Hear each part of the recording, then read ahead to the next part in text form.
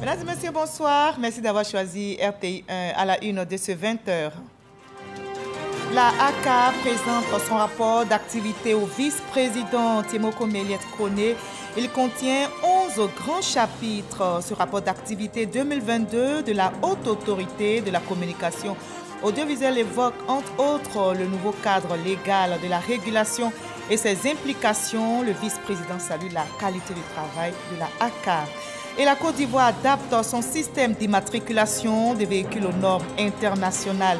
Le ministre des Transports, Amadou Kone, vient de lancer l'opération. Ce système prévoit la mise sur le marché de nouvelles plaques d'immatriculation afin de remédier, entre autres, aux doublons de numéros. Et la Côte d'Ivoire organise le 2 septembre prochain le double scrutin municipal et régional. La phase des réclamations et du contentieux est ouverte ce jeudi 1er juin pour 10 jours. On évoquera le sujet dans le dossier politique de ce 20h. Quels enjeux entourent les réclamations, les contestations et les litiges? Réponse tout à l'heure. Et enfin au Sénégal, le verdict est tombé aujourd'hui. L'opposant Ousmane Sonko écope de 2 ans de prison ferme pour corruption de la jeunesse. Les faits de viol et de menaces de mort n'ont donc pas été retenus. La propriétaire du salon de massage a été condamnée à 2 ans de prison ferme pour incitation à la débauche. Soyez les bienvenus sur RTI 1. Heureuse de vous retrouver. La ACA présente son rapport d'activité au vice-président Temoko Meliette Kone. Il contient 11 grands chapitres et ce rapport d'activité 2022 de la Haute Autorité de la Communication audiovisuelle évoque entre autres le nouveau cadre légal de la régulation et ses implications.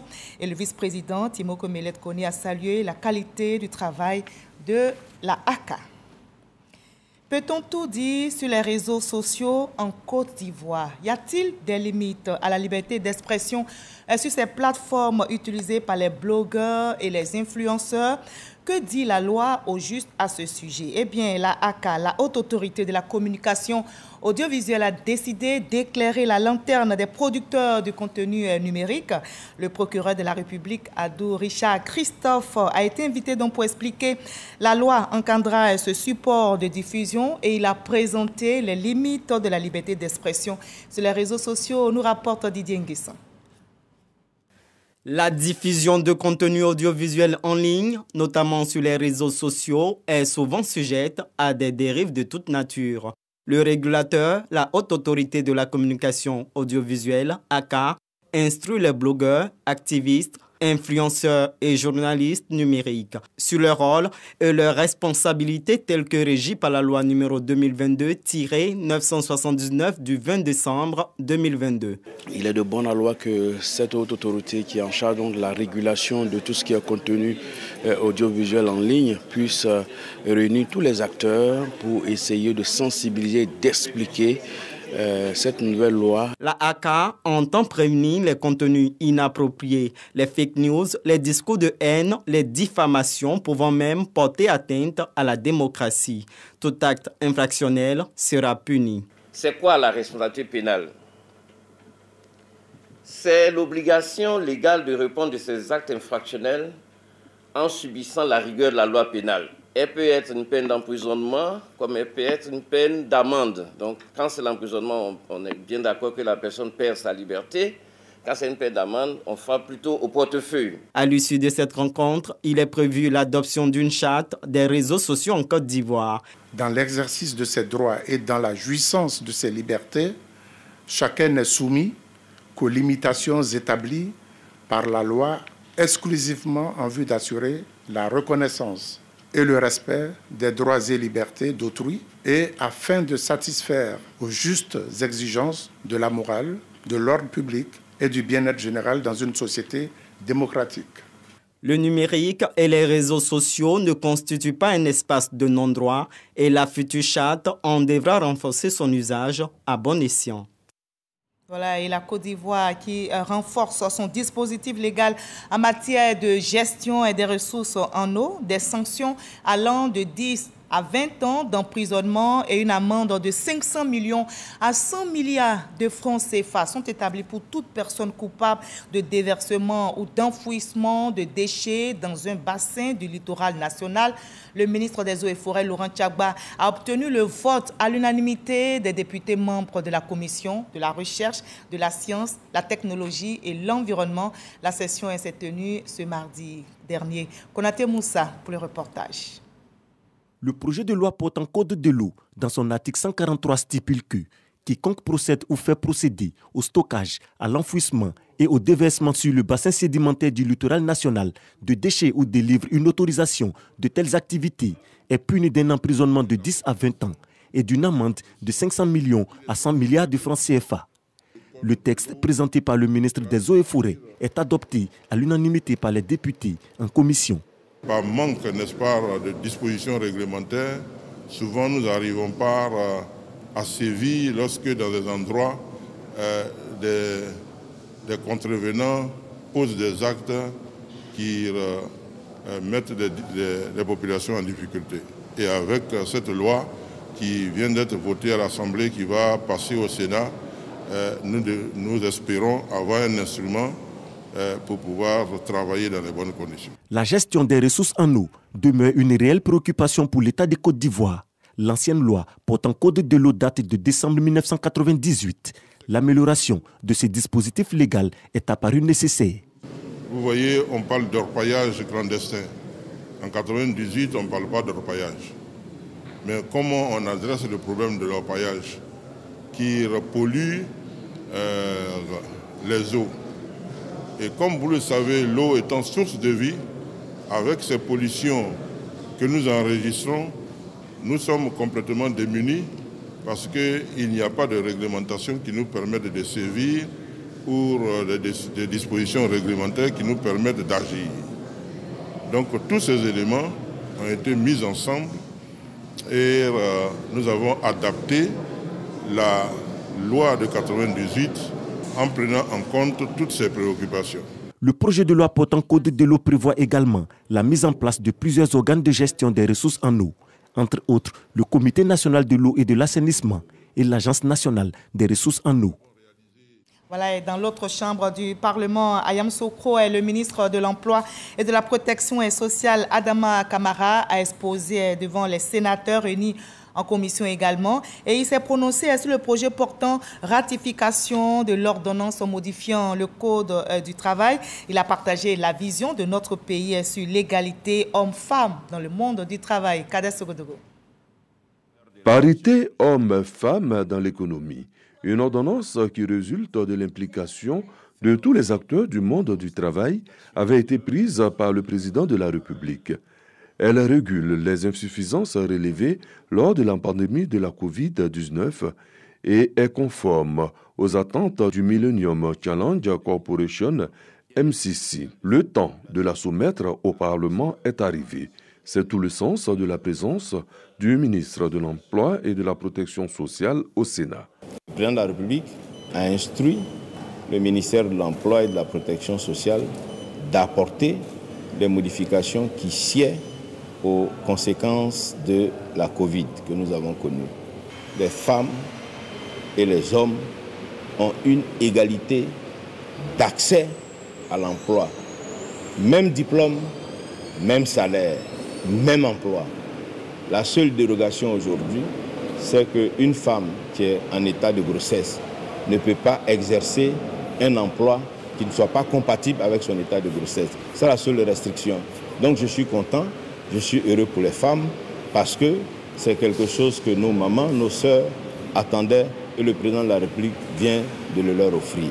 Après l'exposé des motifs et des échanges pour une meilleure compréhension, la Commission des affaires sociales et culturelles, présidée par le sénateur Kofi Michel Benoît, adopte à l'unanimité le projet de loi de ratification. Et la Côte d'Ivoire est d'accord avec le PGGouv qui est en cours. La mise en œuvre du programme jeunesse du gouvernement se poursuit donc. Le ministère de la Jeunesse, de l'Insertion professionnelle et du service civique ainsi que la société Palmsi viennent de s'accorder pour former et insérer 1 millier de jeunes dans les domaines de la maintenance automobile, du bâtiment et de la sûreté. La formation est financée à hauteur de plus d'1 milliard de francs CFA, nous rapporte Rally Diomandé et Sephora Zegui. Une enveloppe de 1,118 milliard de francs CFA consacrée à un nouveau projet de formation-insertion au profit de 1104 jeunes. C'est le fruit d'un partenariat entre le ministère de la Jeunesse et la société agroalimentaire Palmsi, dont la contribution financière s'élève à plus de 686 millions de francs CFA. Le programme concerne les domaines de la maintenance automobile, l'usine, la sûreté et le bâtiment. La cible, c'est les jeunes âgés de entre 16 et 40 ans, du niveau CM, CM2 à la terminale. Cette formation se fait sur les sites de production de Palmsi, notamment à Grand Lahou, à Boissou et à San Pedro. Les jeunes seront, logés sur ces différents sites-là. Oui, nous souhaitons le réaliser en collaboration avec le ministère de la Jeunesse. Nous souhaitons apporter ce souffle nouveau-là à la jeunesse de Côte d'Ivoire. Aider un jeune en détresse, c'est bien. Offrir un emploi, c'est encore mieux parce qu'on lui permet d'être autonome. Le ministre de tutelle salue l'approche citoyenne de l'entreprise partenaire qui prend ainsi une part active dans la mise en œuvre du programme jeunesse du gouvernement PGGouv 2023-2025, dont l'objectif à terme est l'insertion de 1 500 000 jeunes. Au nom du Premier ministre du gouvernement, réitérer donc nos remerciements à Palmsi pour cette importante contribution à l'année de la jeunesse. Nous allons continuer à mobiliser le secteur privé qui doit jouer un rôle central sur les questions de formation et d'insertion des jeunes. Je voudrais aussi profiter donc de cette tribune pour lancer un appel à tous les jeunes qui s'inscrivent massivement donc à ces différents programmes. Les inscriptions en ligne pour ce nouveau programme de formation s'ouvrent dès le 5 juin prochain sur le site web de l'Agence Emploi Jeunes. Elles s'achèveront le 19 juin prochain. Le démarrage des formations est prévu le 3 juillet 2023. Et il y a un autre grand défi que veut relever notre pays. La Côte d'Ivoire veut stopper ou tout au moins réduire sa dépendance en lait et dérivés. Une dépendance estimée à 83% selon le ministère des Ressources animales et halieutiques. Eh bien, pour atteindre cet objectif, notre pays, la Côte d'Ivoire, veut s'inspirer de l'expérience hollandaise. Le ministère des Ressources animales et halieutiques vient justement donc de signer un protocole d'accord avec une entreprise hollandaise. Dangui pour le reportage. Le lait ne coule pas en Côte d'Ivoire. La production nationale est estimée à seulement 34 109 tonnes équivalent lait, alors que le besoin national, lui, s'élève à environ 179 000 tonnes équivalent lait. Conséquence, le pays dépend fortement de l'extérieur en lait et produits dérivés à 83% selon le ministre des Ressources animales, ce qui représente une sortie de devises de près de 43,34 milliards de francs CFA par an. C'est pour réduire la dépendance de la Côte d'Ivoire en lait et produits dérivés que le ministère des Ressources animales et halieutiques a signé un protocole d'accord avec Freeland Campina, un groupe hollandais spécialisé dans la production du lait et des produits dérivés. Ce programme va mobiliser à travers des échanges de bonnes pratiques, aussi bien au niveau des fermiers laitiers, du personnel d'encadrement du ministère, des universités, qui sont de façon ultime les praticiens de ce secteur laitier en Côte d'Ivoire. Cette tâche est longue et ardue. Il nous faudra faire preuve de beaucoup de rapidité, en même temps que de patience, pour réaliser cette vision à long terme. En signant cette convention, Freeland Campina et mon département ministériel confirment que le combat pour la sécurité alimentaire et l'amélioration des revenus des acteurs de la filière lait continue. Et c'est ensemble que nous engrangerons en tout cas des résultats importants pour l'intérêt de tous. Ce groupe est une coopérative laitière de plus de 20 000 agriculteurs membres qui se répartissent entre le Pays-Bas, l'Allemagne et la Belgique. La Côte d'Ivoire fait la promotion de la bonne gouvernance. 17 nouveaux administrateurs, dont 5 femmes, viennent d'être certifiés pour l'UEMOA. Et ils sont issus de l'INAD, l'Institut national des administrateurs de Côte d'Ivoire. Leur mission est d'œuvrer à la performance et à la pérennité des entreprises. Ces administrateurs certifiés pour l'UEMOA constituent la deuxième promotion présentée par l'INAD, nous dit Léon Brou. Ces diplômes qu'ils reçoivent les certifient au plus haut standard dans le respect des valeurs d'excellence, d'éthique, d'équité, d'intégrité et de redevabilité. Ces 17 hauts cadres, dont 5 femmes, deviennent ainsi des administrateurs de société dans l'espace UEMOA après validation de l'examen de clôture des 6 mois de formation à l'Institut national des administrateurs de Côte d'Ivoire, en abrégé INADCI. Pas un seul module ne nous a épargné les termes gouvernance et surtout bonne gouvernance. Tâchez de vous dire que vous portez surtout la responsabilité d'honorer ce certificat très distingué. Concrètement, ces diplômés sont rompus aux bonnes pratiques en matière de gestion et de gouvernance d'entreprise. Au sein donc d'un conseil d'administration, ils constituent en amont des sentinelles de la bonne gouvernance et de la lutte contre la corruption pour ainsi optimiser la performance et la pérennité des sociétés. Nous mesurons tous l'importance de la formation visant à créer un vivier de hauts cadres certifiés. À ce titre, le programme de l'INADCI mérite d'être soutenu et encouragé. La professionnalisation du métier d'administrateur est en effet une réelle opportunité de renforcer et de traduire en actes la volonté du président de la République de faire donc de la triptyque bonne gouvernance, lutte contre la corruption et intégrité un des piliers clés de l'activité gouvernementale. Ces 17 nouveaux administrateurs certifiés de sociétés de la zone UEMOA forment la deuxième promotion de l'Institut national des administrateurs de Côte d'Ivoire, une promotion baptisée Ahmed Cissé du nom du président de la Confédération générale des entreprises de Côte d'Ivoire.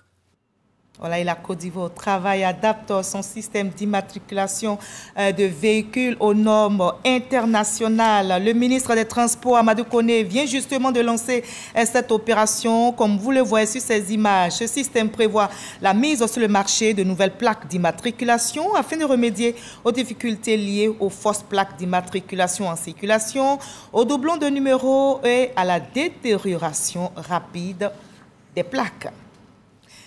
La coopération ivoiro-américaine se renforce notamment au plan sécuritaire. Justement, suite à sa mission de travail aux États-Unis, le ministre Vagondo Diomandé reçoit l'ambassadrice américaine dans notre pays. Les États-Unis s'engagent aux côtés de la Côte d'Ivoire dans plusieurs défis sécuritaires, surtout ceux liés à la lutte contre le terrorisme. Walter Madou Ouattara. L'ambassadeur des États-Unis d'Amérique en Côte d'Ivoire, Jessica Davis-Ba, dans les locaux du ministère de l'Intérieur et de la Sécurité. Accueilli dans cet immeuble tellement beau est vraiment une expression de l'importance de la sécurité. Au plan sécuritaire, un tour d'horizon de la bonne collaboration entre les USA et la Côte d'Ivoire a été abordé. Le partenariat est déjà en marche dans le cadre de la lutte contre le terrorisme avec l'exercice militaire Flintlock. La confiance va être renforcée. Travailler ensemble pour la sécurité des Ivoiriens, pour les Américains et pour la région. Et donc, on a vraiment pu échanger sur ce partenariat, cette confiance et que tout ce que nous avons déjà fait et que tout ce que nous allons faire ensemble. J'ai donné l'exemple de la police de proximité. Nous sommes en train de travailler avec le ministre pour voir comment on peut encourager les autres pays dans la région pour élargir ce modèle. L'hôte du jour affirme être marqué par la vision du ministre Vagondo Diomandé pour qui la question de la sécurité n'est pas de prime abord axée sur l'armement excessif, mais sur la valorisation de la parfaite complicité population-police nationale. Des échanges d'expériences et de formations de façon bilatérale sont annoncés. Et dans l'actualité nationale, notez également que ce jeudi 1er juin, la phase des réclamations du contentieux électoral est ouverte et cette phase va durer 10 jours. 10 jours au cours desquels la CEI va réceptionner toutes les requêtes des électeurs. Voilà, la Côte d'Ivoire donc se prépare à organiser le double scrutin municipal et régional. C'est le 2 septembre prochain. Et le processus électoral est en cours. La phase des réclamations et du contentieux est ouverte depuis ce jeudi 1er juin, je viens de le dire.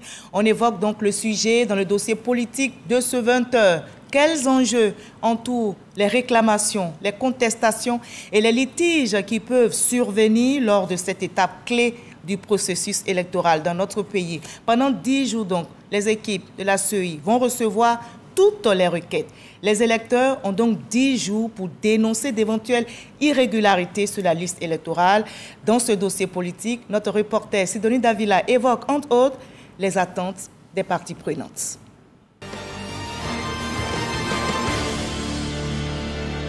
C'est le lieu ici de paraphraser M. Jean de La Fontaine dans la fable « Le laboureur et ses enfants » pour dire que maintenant que vous avez la liste électorale entre vos mains habiles, de ça, de là, creusez, fouillez et bêchez, traquez l'irrégularité et d'éventuelles fraudes. Ne laissez nulle place où le filtre de la rigueur ne passe et repasse pour bouter hors de notre liste électorale tout ce qui peut affecter sa crédibilité. Des irrégularités pouvant affecter la crédibilité de la liste électorale, le Parti des peuples africains de Côte d'Ivoire dit en avoir décelé. Le PPACI les a évoqués lors d'une conférence de presse. Nous avons ainsi sur notre liste électorale des électeurs qui ont entre 3 ans et 170 ans. Nous avons pu constater la présence sur la liste électorale de notre illustre Bernard Dadier, décédé il y a pourtant 4 ans. La phase des réclamations et du contentieux démarre ce 1er juin pour s'achever le 10 juin prochain. Pour la CEI, elle est l'occasion de prendre en compte toutes les observations et autres requêtes qui pourraient être faites sur la liste électorale provisoire. Nous affichons la liste, ou bien vous avez consulté la liste en ligne par SMS, vous vous rendez compte que vous n'y êtes pas, ou bien qu'il y a des erreurs, vous venez faire une réclamation. 3 types de réclamations. Réclamation en inscription, et là je voudrais préciser que pour cette réclamation, c'est pour les personnes dûment enrôlées qui sont venues se faire recenser et qui ne se retrouvent pas sur la liste, avec le récépissé d'inscription. Autre objet de réclamation, c'est vous vous rendez compte sur la liste, après l'avoir consulté, qu'il y a une personne qui figure, qui n'a pas le droit, selon vous, d'y figurer. Soit parce qu'elle est déchue de ses droits civiques et politiques, soit parce qu'elle est radiée. Vous venez faire une réclamation en radiation. Troisièmement, vous venez, vous vous rendez compte que votre nom y est, mais il y a des erreurs. Vous venez faire une réclamation pour corriger. Le contentieux est encadré par plusieurs articles, dont le code électoral et le décret d'application. Ce que nous faisons, nous le faisons en application des textes. Et vous verrez que l'article 11 du décret du 9 novembre 2022 décrit parfaitement les différentes étapes avant la production de la liste électorale provisoire. Nous avons le code électoral, mais nous avons aussi le décret d'application, principalement qui fixe les modalités de cette révision de la liste électorale. Une fois que la réclamation est portée donc, de façon administrative devant la commission électorale et que la commission électorale donne son avis sur la question, cet avis ne s'impose pas à l'électeur qui est libre de l'accepter ou de considérer qu'il n'est pas d'accord et qu'il exerce le recours contre cette décision. C'est ce recours-là qui va faire devant les tribunaux que moi je nomme le recours contentieux proprement dit. Le contentieux, cette autre étape aussi importante de la révision de la liste électorale, intervient après l'affichage de la liste électorale provisoire dans les 10 852 lieux de vote que compte le pays. Depuis le dimanche 29 mai dernier, début officiel de l'affichage, chaque électeur est appelé à se rendre sur son lieu de vote pour y vérifier ses données biographiques et alphanumériques. Voici mon nom, Amien Lydie Solange, épouse Assamoah. Très heureuse d'avoir trouvé mon nom sur la liste. Ça va me permettre de voter. Les listes publiées le resteront jusqu'à l'arrêt de la liste électorale définitive.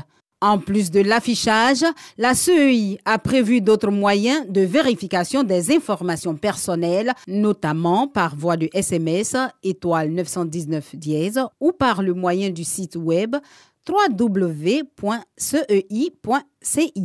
Le 20 mai dernier, la CEI remettait sur support numérique aux partis politiques la liste électorale provisoire. Au cours de cette rencontre, les différentes parties prenantes au processus électoral ont exprimé leurs attentes. Nous attendons de la CEI que ces réclamations soient traitées de façon impartiale, qu'il n'y ait pas d'arbitraire. Et nous faisons confiance à la CEI. On attend surtout que véritablement tous les points qui ont été énumérés pour recevoir les observations des citoyens puissent être effectivement fonctionnels pour qu'on n'assiste pas après à des plaintes. Que cette phase-là se déroule très bien pour que les élections à venir se passent dans un esprit paisible. Avec les différents acteurs au processus électoral, le président de la CEI s'est voulu rassurant.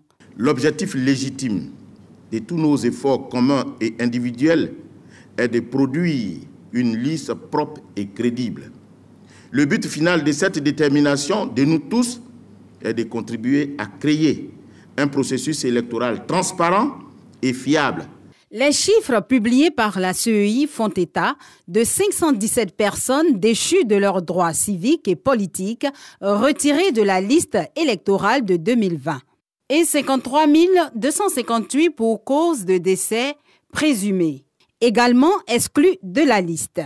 À ce jour, ce sont 8 16 796 électeurs qui sont inscrits sur la liste électorale provisoire. Un chiffre qui pourrait évoluer après la phase du contentieux. Voilà, c'était le dossier politique sur l'ouverture du contentieux électoral. Dossier réalisé pour vous par Sidonie Davila. Le PDCI et le PPACI ont prononcé une conférence de presse pour évoquer justement la liste électorale. Les deux partis demandent à la commission électorale indépendante de prolonger la date du contentieux afin de corriger quelques erreurs selon ces partis, quelques erreurs constatées sur la liste électorale provisoire. Éric Goury.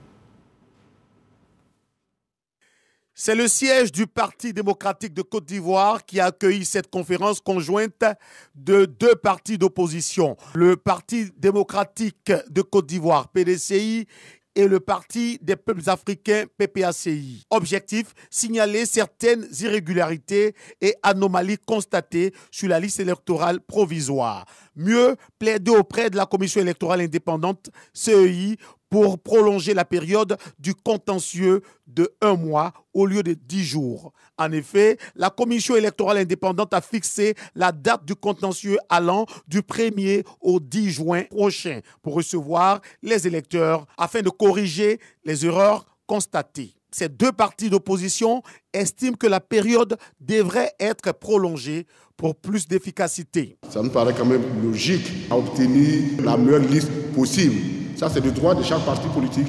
Et donc, nous exerçons notre droit. Notre souci premier, c'est de revendiquer et d'obtenir ce que nous cherchons pour la paix en Côte d'Ivoire. Le PDCI-RDA et le PPACI entendent unir leurs forces pour ces futures élections municipales et régionales prévues pour le 2 septembre prochain. Voilà, je rappelle donc que la phase du contentieux électoral est ouverte et vous l'avez entendu, les municipales et régionales auront lieu le 2 septembre prochain. Et les candidats du RHDP pour ces élections à venir ont été officiellement présentés aux militants. Il s'agit donc des candidats du RHDP de la région du Bélier. Ils ont été présentés à Toumaudi, chef-lieu des régions. Et notez que l'actuel président du Sénat, Jano Aoussou Kouadio, est candidat au conseil régional du Bélier. La présentation de tous ces candidats a été faite par Eugène Aka Awele, membre du présidium du RHDP. Kader Sogodogo. Jeannot Ahoussou Kouadio, l'actuel patron du Sénat de Côte d'Ivoire, est présenté par Eugène Aka Aoulé comme candidat du RHDP au Conseil régional du Bélier. L'annonce a été faite aux militants sortis en grand nombre à Toumoudi. Les candidats pour les communes ont été également présentés. Toumoudi avec Théodore Nyamien Kounayao, Kokumbo, Faustin Kwame Noël, Tébissou, Germain Ndri, Ernest Ibrahima Diallo Adjekano, Kazmi Yao Boré Atien Diekro et l'ex-secrétaire d'État Brice Kwasi lui rempile à Didier Vie. Les armes sont affûtées. Ce choix est pour chacun de nous un choc de confiance et de légitimité. Nous mesurons à la fois l'honneur qui nous est fait et la responsabilité qui nous incombe pour assurer l'avenir de notre région et de nos communes respectives. C'est donc à ce titre que je suis particulièrement heureux de porter les couleurs du RHDP pour le bonheur des populations de la région du Bélier. Aller partout pour annoncer que moi, Ahoussou, je suis candidat pour bien faire et candidat pour gagner, pour que la population de cette région puisse en bénéficier. Eugène Akaoulé, le chef de mission, sonne la remobilisation du RHDP dans la région du Bélier. Braves militants et militants, l'heure de la mobilisation a donc sonné, l'heure de la victoire également. Demain commence aujourd'hui, soyons tous debout avec notre président Alassane Ouattara, mobilisés derrière nos candidats, car ces candidats que je vous ai présentés sont ces hommes de confiance. Le schéma est connu. Dépôt de candidature à la Commission électorale indépendante, CEI. Après validation, va suivre la période de campagne. Les élections sont pour le 2 septembre, sensiblement dans 3 mois. Et on parle aussi développement dans ce 20. Le ministre-gouverneur du district autonome du Denguélé, Gaussou Touré, a entamé une visite de travail dans les différents départements du district. Une tournée qui s'inscrit dans le cadre de l'élaboration d'un schéma directeur qu'il a d'ailleurs présenté à l'ensemble des populations de ce district. Boubacar Silla, Kada Sogodogo, nous en disent plus. Salle de réunion du Conseil régional du Kabadougou à Odiéné. Réunion bilan de la tournée d'information et de lancement des travaux de l'étude du schéma directeur d'aménagement et de développement du territoire du district autonome du Denguélé. Une rencontre après une tournée initiée par le ministre-gouverneur Gaussou Touré qui explique aux populations les enjeux de cette initiative.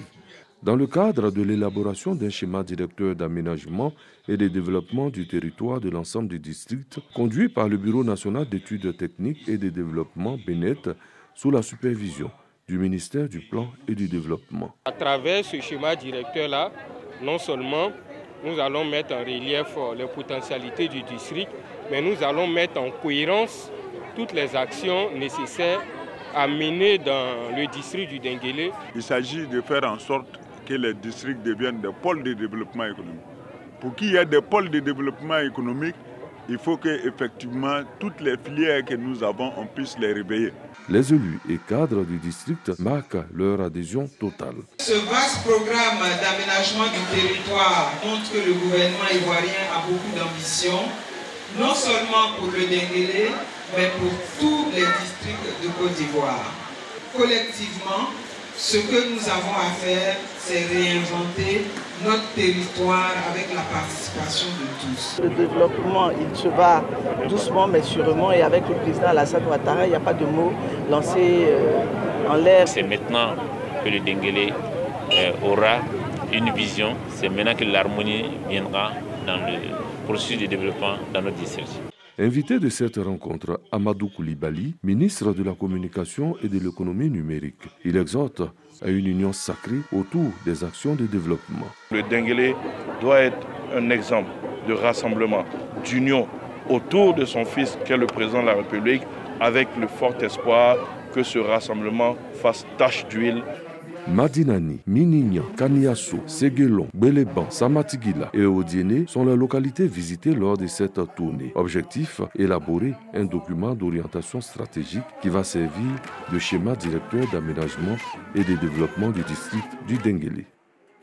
Il y a une très bonne nouvelle pour la natation ivoirienne. La piscine Dominique Ouattara de Bingerville, dont les travaux de rénovation avaient été lancés en mai 2021, a été inaugurée par le ministre des Sports, Paulin Claude Danho, et son collègue de la promotion de la jeunesse, de l'insertion professionnelle et du service civique, Mamadou Touré.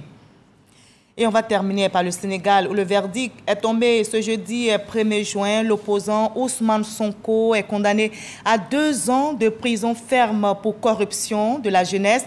Les faits de viol et de menaces de mort n'ont donc pas été retenus par la chambre criminelle du tribunal de Dakar. La propriétaire du salon de massage écope également de 2 ans de prison ferme pour incitation à la débauche. Notez que depuis le début de cette longue procédure en février 2021, Ousmane Sonko a toujours dénoncé un complot pour l'écarter de la présidentielle sénégalaise prévue en février 2024. Un imposant dispositif de sécurité a été déployé dans la capitale sénégalaise. Voilà la fin de ce 20h. Merci à vous tous de nous avoir suivis. Je vous retrouve avec le même plaisir, le même sourire. Demain 20h sur ce même plateau et bien sûr sur la même chaîne.